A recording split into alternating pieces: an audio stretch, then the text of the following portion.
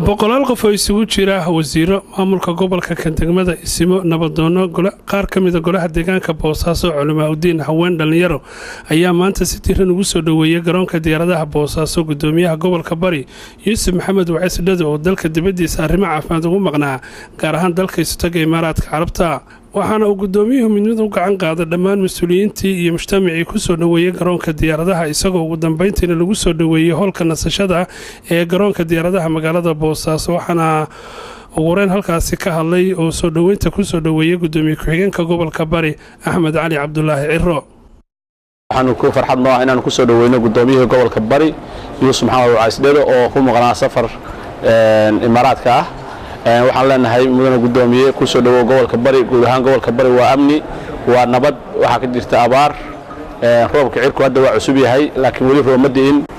aad iyo aad inay kaga mahad celinayaan sida diiran lagu soo dhaweeyay garoonka Boosod waxa ku maqnaa safar caafimaad oo Imaaraadka dabadeedna waxaan go'aansaday inaan dalka dib ugu soo noqdo hawsheed meesha ka wato waxa sagaalka ugu hayrin niman ganacsato ah Ra'iisul Cabdullaahi mudaan maqnaa isbedelo badan baa dhacay xagga amniga aad iyo aad u soo kabtay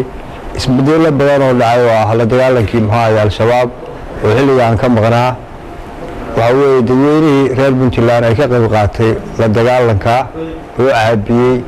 oo baabiyay shabaab oo hambiyeynaya waa inuu mahad celinayaa hawsha qabteen waxaan kaloo taatu la mid ah ugu horeeyay madaxweynaha dowladda Puntland mudane Cabdiweli waxa go'aankii uu qaatay inaan Soomaaliya aan sabab u noqon burburkeeda iyo saynteeda geesinimada ayadana waa ka hambalyeynaya ururada bulshada ardada haweenka